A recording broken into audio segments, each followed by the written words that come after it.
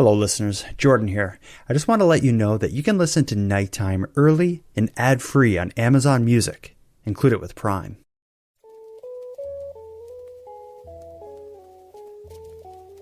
You are listening to Keep Canada Weird, a weekly weird news roundup by the Nighttime Podcast.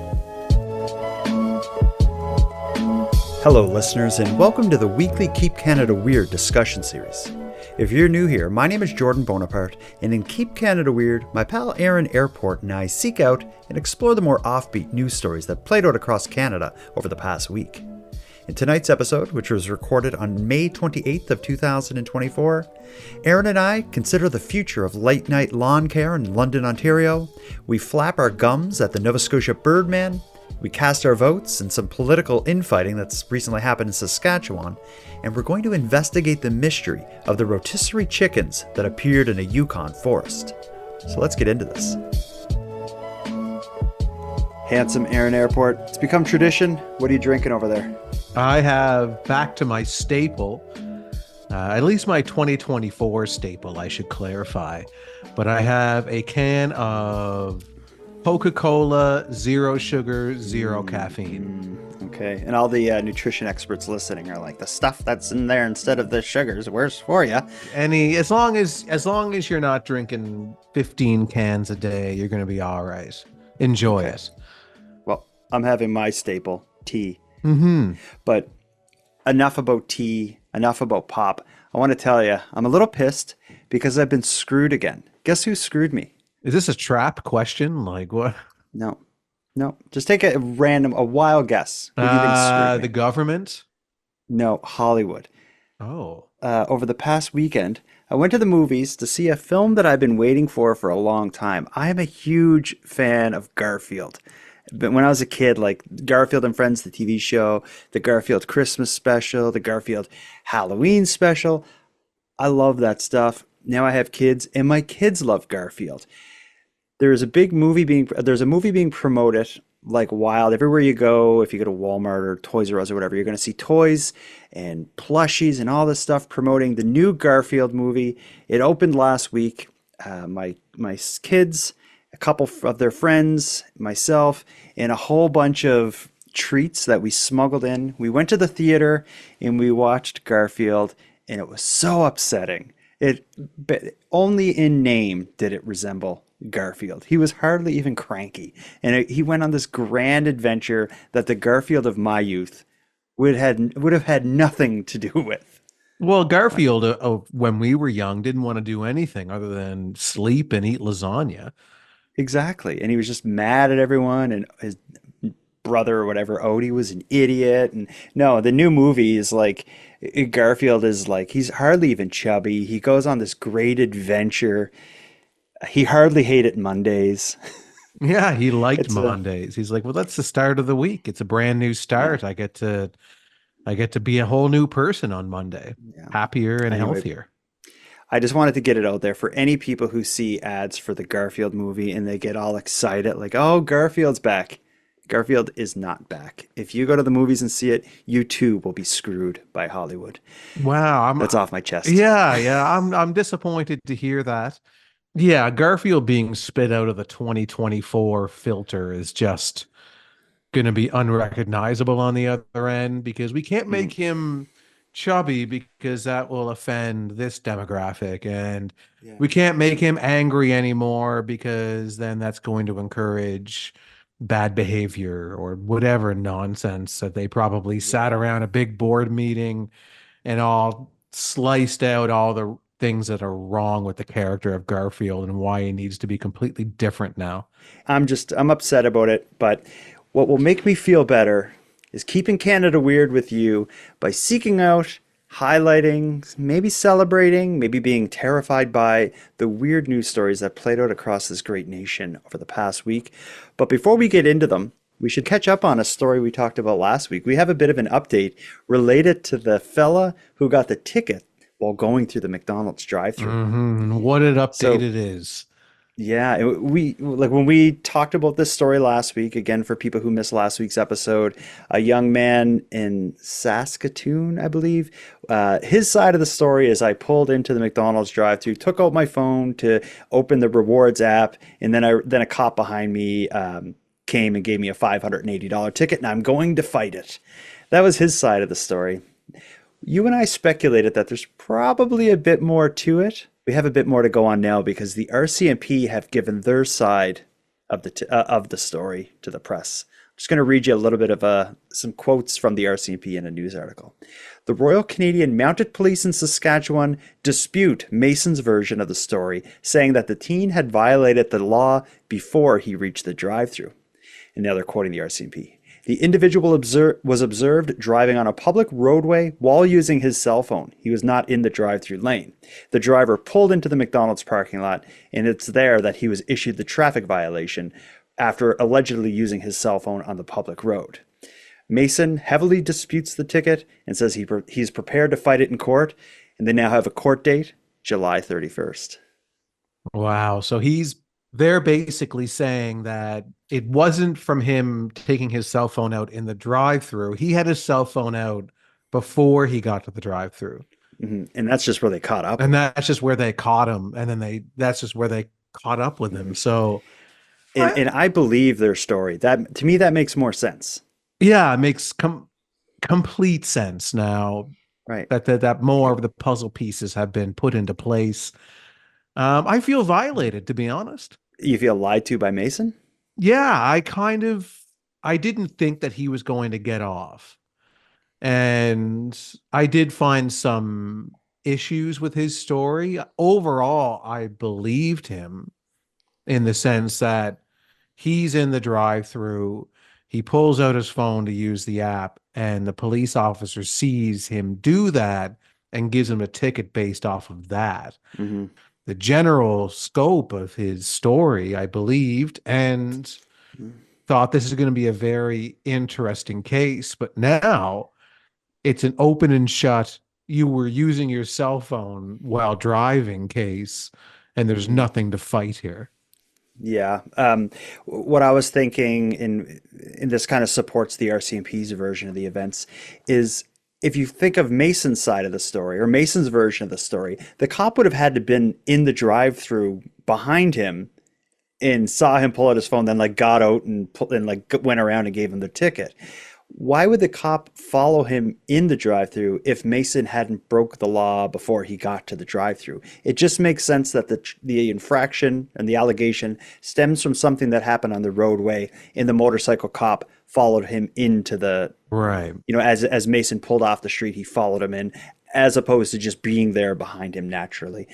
So yeah, I think I think we all know what happened here. I think Mason thought he had a good excuse. Yeah. I'm happy to bring the members of Keep Canada Weird Nation the McDonald's ticket update. I don't think we'll have to go to Saskatchewan to watch this trial on July 31st, but if I can get any news out of there, if there's anyone local who's following this, please let us know. We can't spend any more time on it, though, because we got a big night ahead of us. We have stories from all across the country. We're going to stop into London, Ontario. We're going to spend a bit of time in our home province of Nova Scotia. We're going to head back to Saskatchewan, the scene of the McDonald's ticket, for a whole other battle that's playing out. And then we're going to tackle one of the country's greatest mysteries, which just played out last week in a forest in the Yukon. You excited for this? I'm very excited. Yeah. Okay. I'm not going to say that this could be the best episode of Keep Canada Weird ever. I will not say that. I'll leave that judgment for the end of the episode when the dust is settled and the smoke is cleared, and then decide, was this the best episode of Keep Canada Weird ever?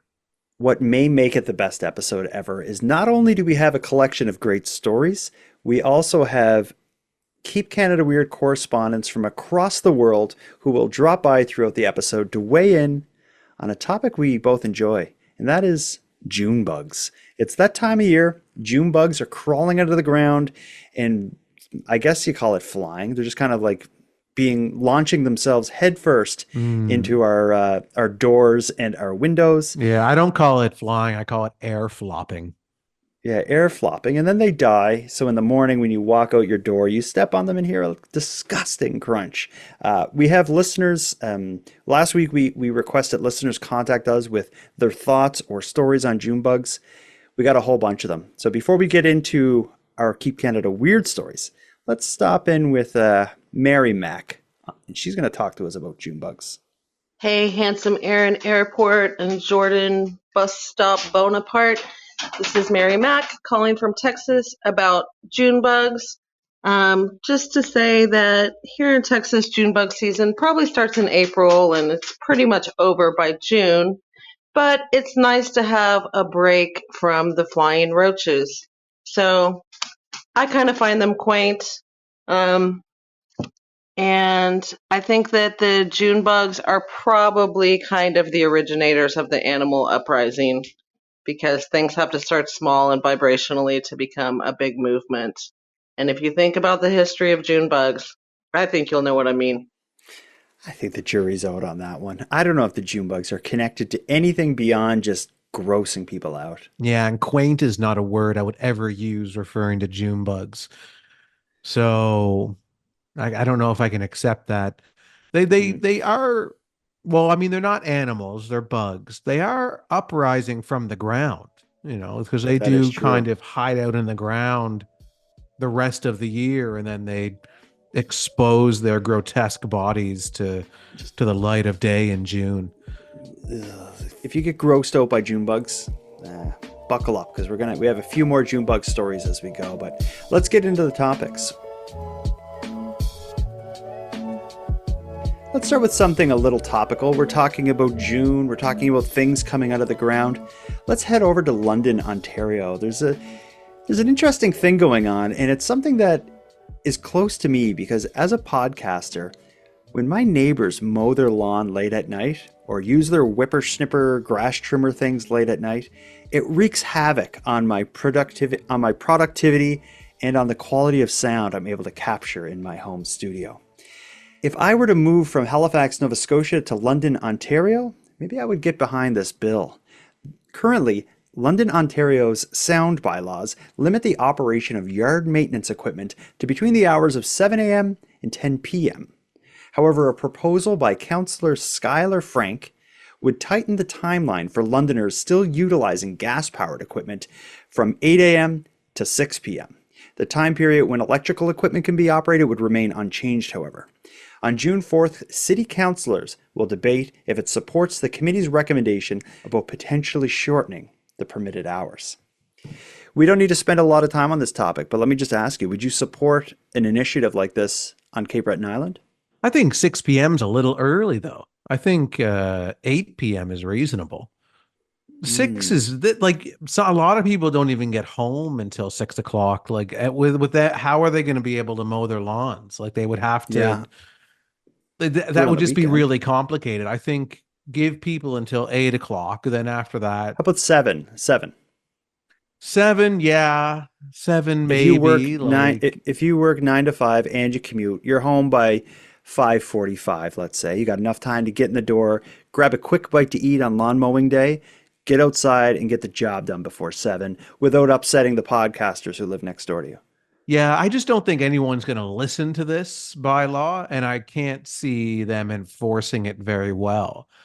You're going to Yeah, have be people tough. ratting out neighbors Oh, and they do, man. while because they were mowing their lawn, Hmm. And Yeah, I know we talked a lot about bylaw enforcements over the past few weeks when it comes to rodents and people having messy basketball nets. yards and basketball nets that are hanging over the curb. Um, those ones make sense to me. This one, although I kind of agree with it, a gas powered mower is very loud Mm. and Especially if it's someone like if you have the kind of neighbor who's really meticulous about their lawn and they have like the mower, the grass trimmer, the gas leaf blower, and they're just doing all of it for hours, mhm. that would be annoying. But I just think it's um, the amount of like these weird little laws and stuff. It just encourages like neighbors to be pricks to their neighbors, and I'm not crazy about that. Yeah, like mowing your lawn at 7 o'clock at night. In the summertime, when it's still completely bright out, the sun's not going to go down for another couple of hours. I think while the sun is up, it's fair game.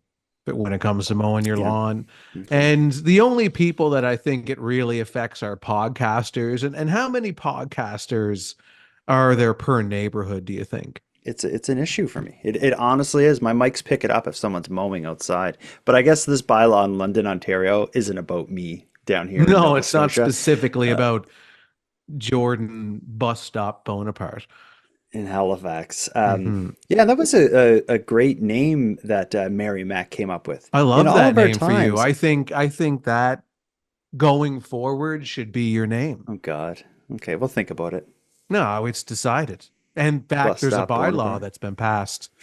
And if we don't call you Jordan Bus Stop Bonaparte, then we'll be fined. Our neighbors will rat us out. Hmm. Um, let's move on to another Nova Scotia-based story. Although that story was about a bylaw in London, Ontario, we looked at it through the lens of how it would affect us in Nova Scotia.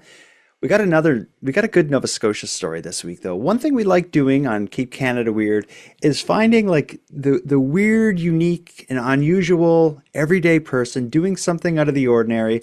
And I think we often will end up finding ourselves in a position where we're judging like, is this a sincere act of weirdness or is this someone looking for attention? Like you recall Marty McFly, the DJ who walked around with his baby stroller Yeah, turntable yeah. device annoying people. Hate that guy. We hated him. Let's learn about the Nova Scotia birdman. This is someone. This story is new to me, and I guess given the time of year we're coming into the summer months, this story can be a bit of a warning to people who are considering traveling to Nova Scotia this summer. If you come across a man covered in tropical birds that's pushing a baby stroller with more tropical birds inside it, don't be alarmed. It's perfectly normal. That's the Nova Scotia birdman, Mr. Alex Haynes. Here's his story. Beautiful. They came for the view, but ended up doing a double take. I thought, what the hell is he doing with the shopping cart down here? It was no shopping cart. It was the Nova Scotia birdman taking his friendly feathered friends for their weekly stroll, this time along the Parsboro shoreline. You must get some funny looks. Yeah, I call it spreading bird love. Alex Haynes' fondness for feathers was fostered as a boy by his mother, which is why he rescues birds from families who can no longer care for them, some outliving their owners. They need somebody, and I'm somebody. If they didn't have me, who would they have? They would put her on your shoulder. His mission in life, to give flighty birds like Screechy here a loving home. He's a handful, and he bites me sometimes, but you just can't hold that against him. Hence the baby stroller rigged up with a cage so the little biter can tap into a sunnier disposition. Birds need sunlight to metabolize their vitamin D. So often people will get a bird and it's not healthy, and that's could be the reason why.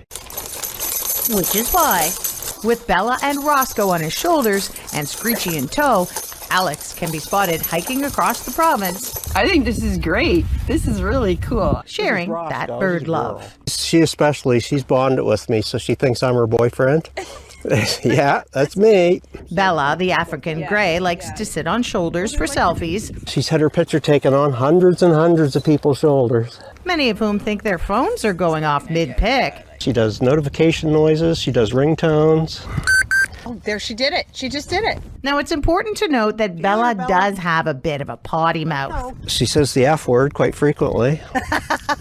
Fortunately, she's a little shy with the F-bomb around strangers. So if you spot the birdman while on a family hike this summer, no need to cover the kids' ears. Shelley Steeves, Global News, Parsboro, Nova Scotia.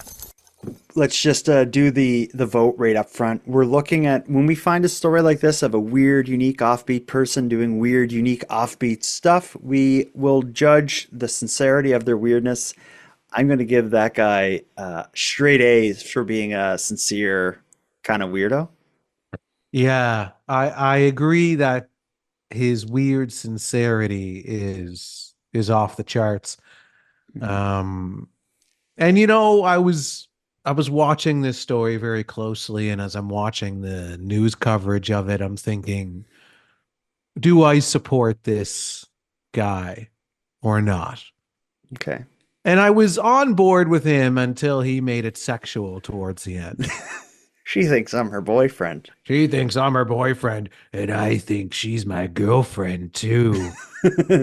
As opposed to like she thinks I'm her father or owner or something. Yeah, why did I guarantee there was nothing that that bird ever did in the history of its existence to insinuate Any any romantic or romantic sexual. relationship or anything sexual towards this man. He is 100% making that up.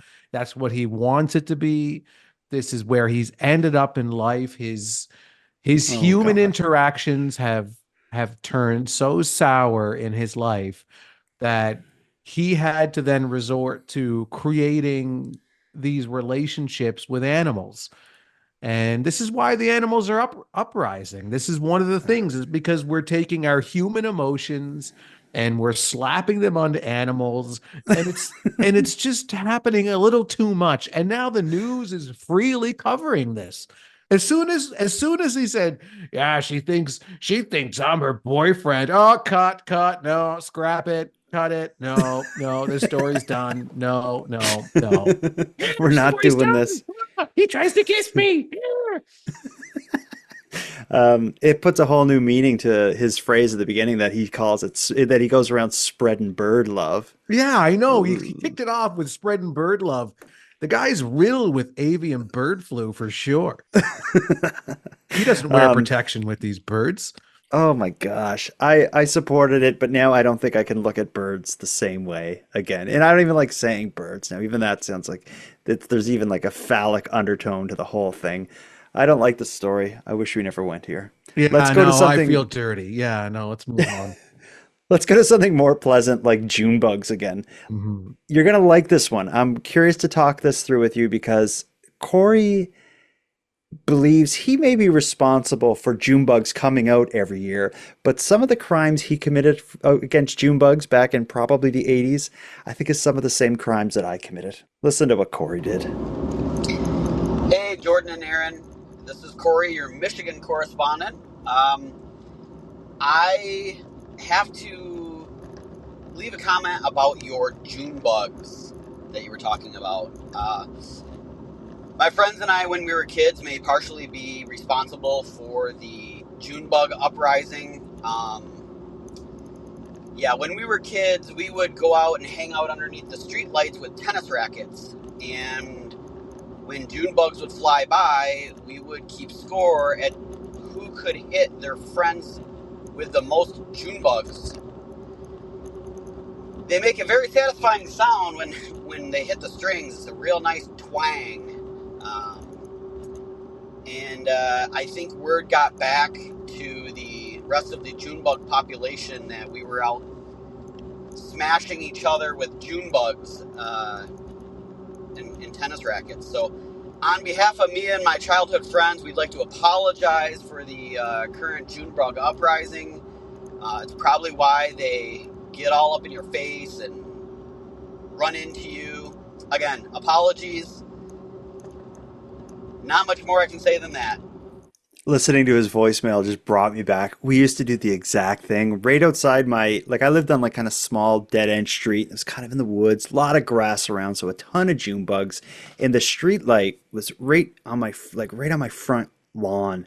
So like my house was always kind of like home base for hide and seek and such because it was like the lit up area on our street. But I do remember standing underneath it with not a tennis racket, but I don't know if you remember this, but in the 80s, there was this toy bat. I don't know why, but I feel like we called it a big slugger or something. And it was this hollow plastic bat that was maybe like the diameter around the part you'd hit the ball with was probably like 2 feet or something. It was this big hollow bat. And I remember standing under the streetlight and just smacking June bugs as they flew past. Yeah, I do remember that bat. And although I never attacked June bugs, I never drew first blood.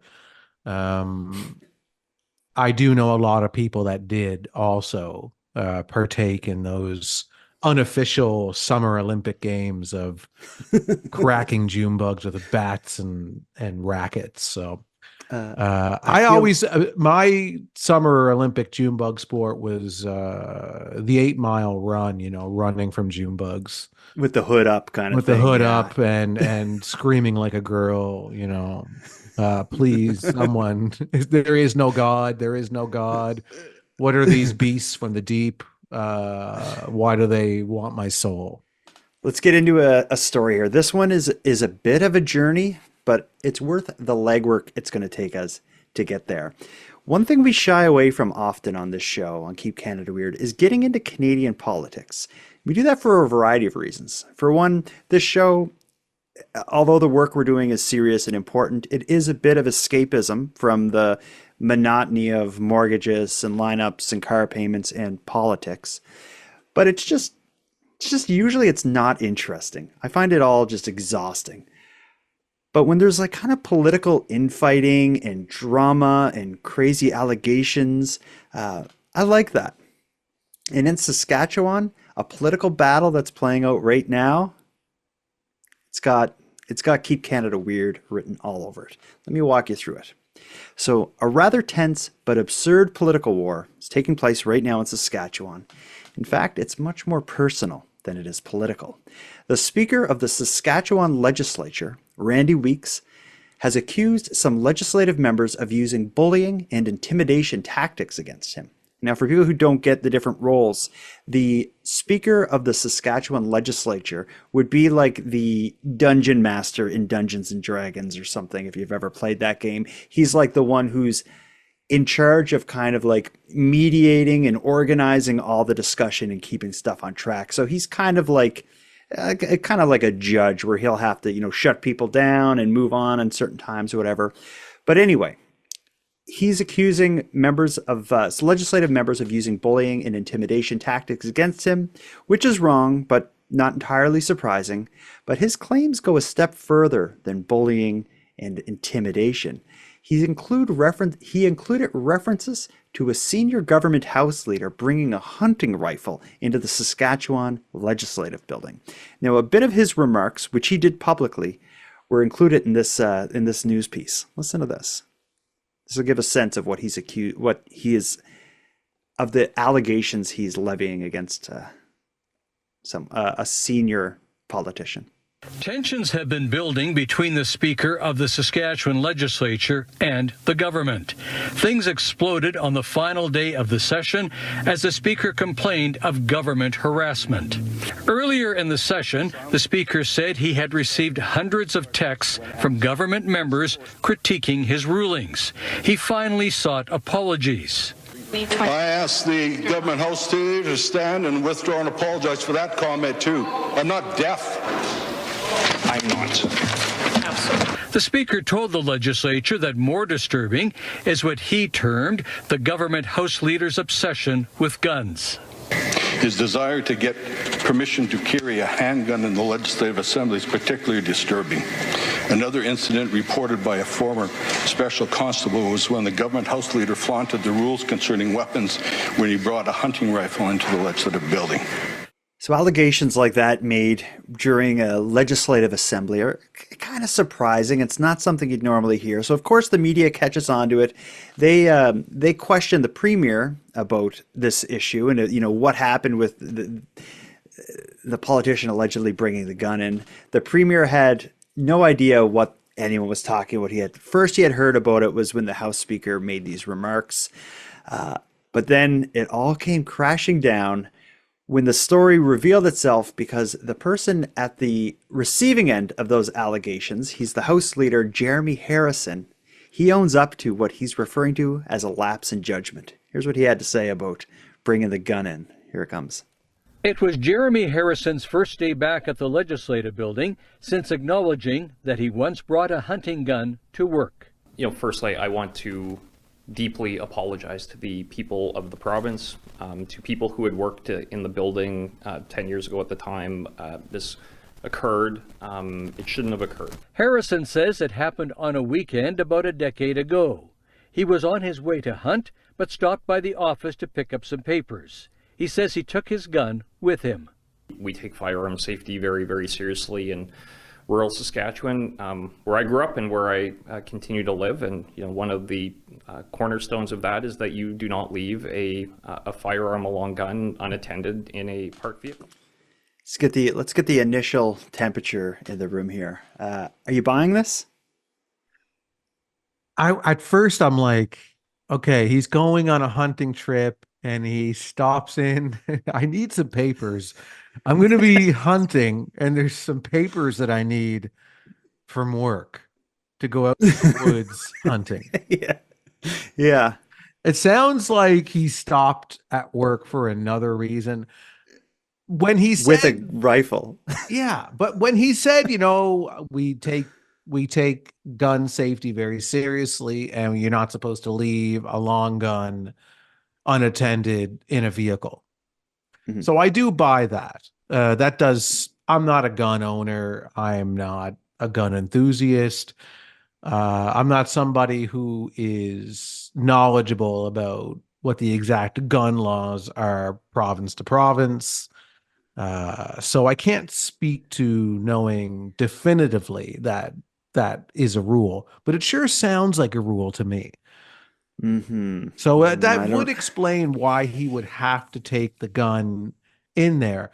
What I gripe with and what I have a hard time wrapping my mind around is that he had to get a couple of papers before he goes hunting from work. I need those papers. I can't hunt without my work papers.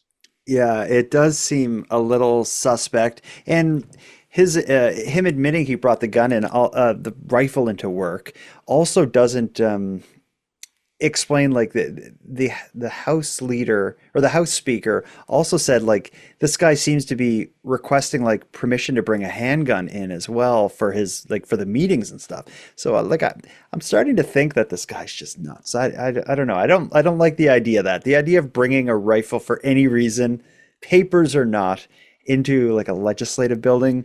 Yeah, it's 2024 and this was 10 years ago, but even in 2014, come on, the world was nuts then too. Mm-hmm. But here's the other slice of this story that I think needs to be looked at. And this is purely based off of judging somebody's character from a 2.5-minute news clip, right? Mm-hmm. So on one hand, you have this guy, he's saying it was a lapse in judgment. I was on my way hunting. I took the rifle in because I didn't want to leave it in the car. Sure, I have suspicious reasons as to why I stopped in at work and needed papers, but regardless, that's why I took the gun in, case closed. The other guy, is it the Speaker of the House? Is that who it is? That guy, like when I listen to him talk, and he strikes me as someone to exaggerate, probably. Well, there is some allegations that he's a sore loser. The premier referred to him as a sore loser because I guess he like ran for something and didn't get it, and maybe he's a little pissy about that. And I don't know. But I think if you are upset and the leverage you got over the people that you're upset with is that one of them brought a rifle into the Saskatchewan legislative building, and then he starts to add on to it. He wants to bring handguns in here too, and grenades and rocket launchers, and he wants to kill us all. Like he strikes me as the type, the Speaker of the House, of someone to just keep adding on until he gets the attention that he needs, because he referenced getting all of these hundreds of text messages about all of these things, right? He looks like somebody who's asking for it. Do you know what I mean? And I don't recommend bullying somebody or giving someone a hard time because they're annoying, but this guy seems like he's really annoying, and he probably gets it because he probably deserves it, I don't know if amplifying this joke is in poor taste, but yes, he was going into the office allegedly to get papers. In the live chat, XXK4F Beast XX mentions that Papers is probably the name of his secretary. Yeah. Yeah, that would make sense. I didn't make that joke. I'm reading someone else's joke. Mm-hmm. Well, This guy, in the end, Harrison, the guy who brought the rifle in, he resigned as House leader. It doesn't resign from government. It's just his role in the Legislative Assembly or Yeah, whatever it is probably a role has he doesn't changed. even like having anyway. Yeah, he's like, I don't got to deal with that prick anymore. Mm. Doesn't answer my texts. Yeah. Nonsense. Well, I'm glad to get out of the world of politics and step into a world I'm more comfortable in, which is the world of mystery and intrigue and the unexplained and rotisserie chickens. Before we do, though, let's hear one more Junebug story, all right? Yeah, pile them on, man. Let's hear from Jessica. Hey Jordan and Aaron, this is Jessica from Texas. I just got finished listening to y'all's Keep Canada Weird from May 21st, and I heard y'all's call out for Junebug stories, and boy, do I got a lot of them. So here in the deep south, obviously, we have an abundance of June bugs. And this actually happened to me just this week. So I was driving home and the AC in my car went out, which sucks in Texas summer. So I have my window rolled down. I'm driving home. It's speed limit's probably about 55 miles an hour. So I'm going about 60. And I have my window rolled down and all of a sudden a freaking June bug flies into my window and splatters all over my face. It was just the cherry on top of a bad day. I got home and immediately took a shower. I was just so disgusted. And when I heard y'all's podcast today, I was like, oh, perfect. So thanks. Love the show. Love y'all. Thanks. How do we react to that? First of all, do they splatter or would it just kind of like just smack you in the face? I feel like it'd be getting hit with like a rock or something, but I guess they are juicy fat things, right? It depends on what speed you're going, I guess. So she did indicate that it was miles per hour that she used, I think. Okay. What did she say? 50, 60? Yeah, which I got to listen to it because I didn't. That way catch the we can actual really number. wrap our mind around the velocity. In Texas summer. So I have my window rolled down. I'm driving home. It's speed limit's probably about 55 miles an hour. So I'm going about 60. Oh, she's going Yeah, about 60. There we go. The truth comes So out. Yeah. let's do 60 miles per hour. 2 kilometers is all right. She's going 100 kilometers an hour. Oh, yeah. That's enough to splatter. A June bug in the face at 100 kilometers an hour is That'll disgusting. Mm-hmm.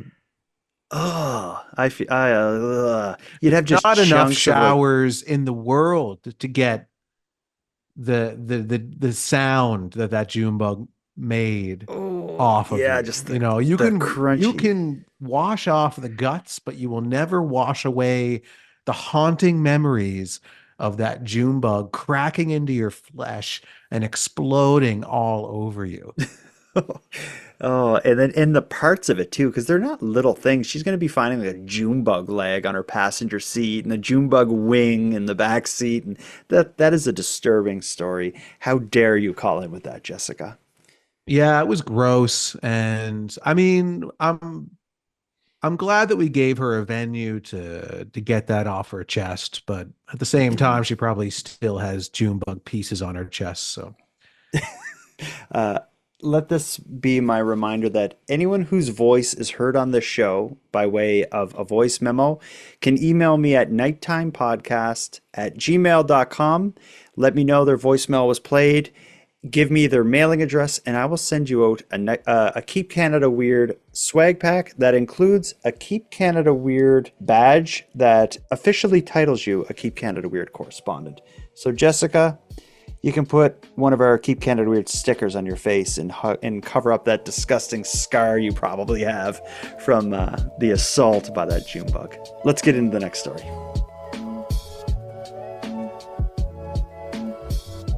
This one is an adventure. Again, as I set it up at the beginning, I love mystery and intrigue, and I love rotisserie chickens. This story has all of it.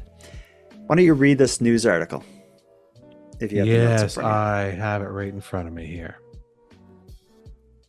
Okay. Who would dump 40 rotisserie chickens in the Yukon woods?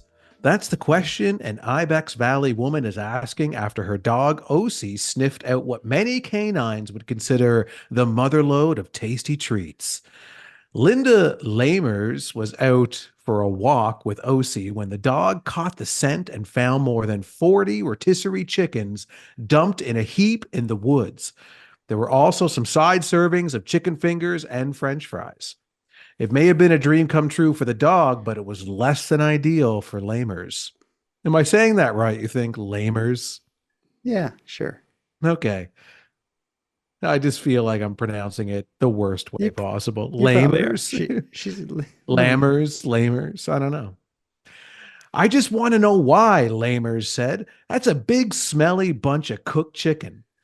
Also concerning was where the food was left. These weren't in a ditch, said Lamers.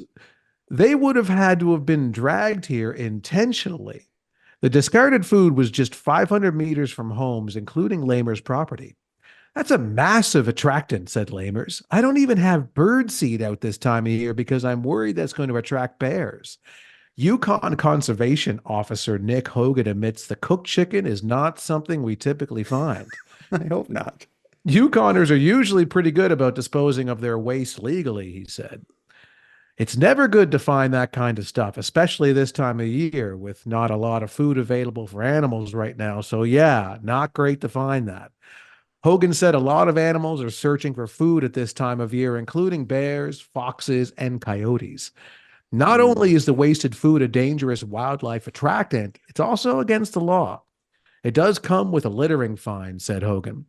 Fines start at $500 but can quickly grow, as in this case, the chicken and fries do attract wildlife and the animals become a nuisance. Lamers said fortunately no wildlife has been attracted to her residence or other neighbors' homes since the food was dumped, and conservation officers have now removed the waste from the area. We haven't seen any bears, and our dog is fine, said Lamers. We do have to keep a close eye on him now because there is a strong appeal for him to go running over there now. Anyone with information on this unusual case of littering is asked to contact Environment Yukon. I have no idea why there would be a pile of rotisserie chicken and fries and chicken fingers. Like the obvious kind of explanation would be, I don't know, some restaurant had leftover stock at the end of the day and they had to get rid of it, so they like dumped the trash somewhere. But I can't imagine they would do it with like rotisserie chicken and all this stuff. That's more something like a shady contractor would do, like dropping home renovation materials in the woods somewhere or something. But like a pile of rotisserie chickens, it's just bizarre. Well, somebody bought the rotisserie chickens with the chicken fingers and the fries. So it was some event. Okay, here's my theory officially. Okay. So this is quick. Maybe it's someone like the Birdman earlier from Nova Scotia. A lonely guy, you know. He has a job, maybe. And he sends out, it's his birthday coming up. He sends out invitations to his coworkers, to maybe some family members. Nobody that he's close with, because he doesn't really have anyone close in his life. But he sends out a bunch of invitations and he organizes his own birthday party. So the day comes, he's rented a hall and he's decorated it all by himself. Balloons, streamers. He's got a big giant birthday cake because he sent out maybe 150 to 200 invitations because he thinks spaghetti against the wall, at least 20, 30, 40 of them are going to show up. He's sitting there waiting and he's got a big buffet of rotisserie chickens, chicken fingers, French fries, pop, all the stuff, right? So the clock ticks down, 2 o'clock comes, nobody's there. 2:30 comes, nobody's there. 3 o'clock comes, nobody's showing up. And then he thinks, what the heck am I going to do with all these rotisserie chickens, chicken fingers, and French fries? So he's driving home. He's upset. He's like, I couldn't even get people there with free rotisserie chicken fingers, and French fries. So in an emotional fit of rage, he pulls over to the side. He's got a trunk full of rotisserie chickens, and he just carries them all into the woods, and he drops them down. And he says, nobody loves me. And these rotisserie chickens represent my entire life, tossed away in the woods.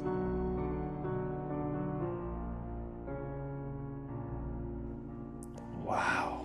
That's a sad story. That's kind of the origin story for like a killer in a horror movie or something, though. And then he Chicken says, Man. instead Man. of cooked birds, I'm going to just spend my time with real birds going forward. And now he's on a beach in Parsbro. Yeah. This one thinks I'm her boyfriend. I'm a prisoner. That could be it. So I'm thinking restaurant had to get rid of stock, and for some reason I can't understand, dumped it in the woods behind this lady's house, or this bizarre failure of someone's life ends in this.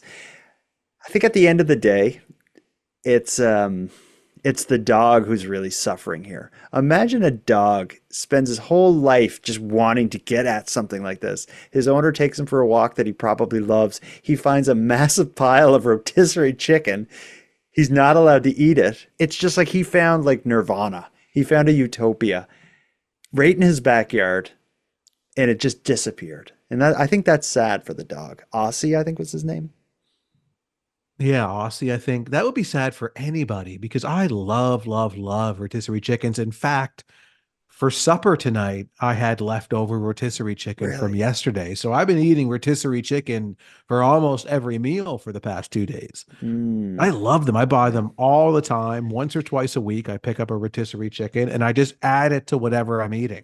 Yeah, but you wouldn't eat ones you found in the woods where a dog would. Like imagine you came home. I never have found them in the woods, so I don't know how I would react to that. Maybe I would get down on my hands and knees and start eating them. I don't know. I love them. When I'm eating them, when I get one home and I put it on the counter and I pop it open and I start slicing the meat off, like I'm inhaling the meat. Just like right away. I don't even wait for it to hit the salad or wait for it to hit the wrap I'm making. Like, does your cat Ken Tiggs react? Like, I think that a cat would like that, wouldn't he? Oh, he smells it and he wants it, but he can't have it. I give him pretty good wet food though, that's made with real chicken. So okay, so he gets his fill. Okay. Well, that's just a weird headline to see in the news. This story actually came from a Keep Canada Weird correspondent. Siobhan had sent me that CBC News article that you read excerpts of there. So I thank you, Siobhan, for sharing that. That story from the Yukon was not on my radar at all. I almost thought, I was like, this has to be a joke. The headline was rotisserie mystery. Yukoner's dog finds pile of cooked chickens dumped in the woods. That's the CBC headline. I love it. Yeah, it's eye-catching. Yeah, that's for sure. We have no more time for rotisserie chickens. We have enough time for one more Junebug story. This one we will end with is short and sweet. It's Joan sharing a memorable tale of a Junebug encounter. Hey, I was a kid living in Toronto in the summer. So many June bugs. I hate them. The worst is they would jump into your hair. I had long hair and I could not get them out. It was so disgusting. I just freaked out. I still do to this day. Love your show. Thanks. Bye. They will get in hair. That's why it's important to have a hood up in Junebug season. And there's something about the legs of a Junebug that they're kind of like, they're like grabby, sort of like they only need to touch something and they can grab right on. So if one of those things got in your hair, yeah, you'd have a hard, you probably have to squish it and pull it and its guts and its legs and stuff out to get it out of your hair. It's not going to just pop off like if a bee or something came in your hood or whatever to just make its way out for survival. The Junebug is just, they're so dumb. We just stick to you. I'd be careful what you say about the Junebug so publicly because I would fear that they would target you going forward. I think if they're listening to anything, they're going to hear about Corey and his buddies whacking them back and forth with tennis rackets. Yeah, but then you admitted to also doing the same thing. It's true. Corey gave his location. He said Michigan. Yeah, but your location is well known. Okay, yeah, I mentioned Halifax. Shit. Yeah, Okay. man, you're done. You're done. Yeah. They're going to drag you down into the ground with them. And you'll have to live with the June bugs all year. And then Jordan bus stop Bonaparte can only come out at June going forward. Every June, he's standing at the bus stop waiting to go to Value Village in the flea market. Oh. Let's wrap this up. I've had enough. The June bugs are disgusting. Garfield let me down. And the Nova Scotia bird guy kind of turned me off. We got to wrap this up. Yeah. Anything you want to say or call out for or request before we put a bow on this thing? Keep the voicemails coming in general, because the Keep Canada Weird bag show is about to drop very soon. It may be the first one is likely this weekend. I think I have about 10 or 12 voicemails on that are in queue waiting to be reacted to on the first episode of the Keep Canada Weird bag, which is on its way. But until then, anyone who has anything to say, go to nighttimepodcast.com/contact, send us a voicemail, and when you hear your voice aired on the show, email nighttimepodcast@gmail.com, and I will send you a Keep Canada Weird swag pack that includes your badge confirming you're a Keep Canada Weird correspondent. So let's wrap this up, handsome Aaron Airport. Until next time. Jordan, until next time. When you're off work, don't go into work. It can only result in trouble. Whether or not you have a long gun, don't go into it. When you're off, you're off. Don't mix business and pleasure.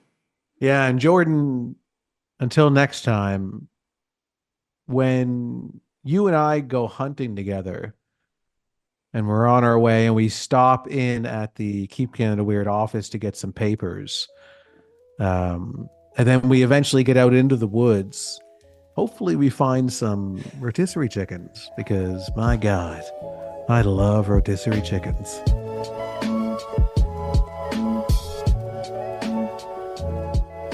I want to thank you for helping Aaron and I fulfill our mission to keep Canada weird, but let us also call out to you for even greater support in this. If something weird happens in your neck of the woods, we want to hear about it. As well, if you have any thoughts, opinions, feedback, or theories on anything we discussed tonight, we want to hear about that as well. The best way to reach us is by sending a voicemail using the voice recorder app located at nighttimepodcast.com/contact. And if you hear your voice on the show, send me an email at nighttimepodcast@gmail.com, and I'd be happy to send you a Keep Canada Weird swag pack as a thank you. Aaron and I are excited to hear from you. Now, before we part here, let me end with some thanks. First, a big thanks to Aaron for sharing an evening with me and with you, the listeners of Nighttime. A big shout out to the internet's favorite cult leader, Unicole, who provide the intro and outro voiceovers for this series, and Monty Data, who provides the outro version of O Canada. And then lastly, but most importantly, a massive thank you goes out to each and every one of you listening, as without your interest and your support, this show would be as pointless as it would be impossible. On the topic of support, I'm going to thank the newest subscribers to the Nighttime Podcast premium feed. Mark, Jeffrey, and Corey, thank you for your generous support. And for anyone else who'd like to support the show, you can do it in a variety of ways. First of all, a premium feed subscription costs just a couple dollars a month, and that money funds the creation of future episodes. But the premium feed will also give you those episodes 2 days early, give them to you ad-free, and give you access to a full back catalog of episodes. If that sounds like something you're interested in, you can go premium right now at patreon.com/nighttimepodcast. And even if you don't want to go premium, you can still support the growth of the show by sharing this episode on social media and telling all your like-minded friends about what we're doing here. Your support in growing this is very much appreciated. Now, until next time, take care of each other, hug your loved ones tight, and let us know if you see anything weird. Keep Canada Weird is written, hosted, and produced by the Nighttime Podcast. It'd be kind of cool to find some of that, although it's kind of Blair Witchy, right? No, it's juicy and wonderful. I don't know. I could see walking into the forest and just see it's dusk, sun setting. You can't mow your lawn anymore because it's past 7 or so. You're out in the woods walking, and there's just all these like rotisserie chickens hanging from trees, and weird little sculptures made out of chicken bones hanging from trees. I think that's creepy. I guess it's kind of hard to make chicken fingers creepy, like a rotisserie chicken, sort of, because it could imply death, I guess.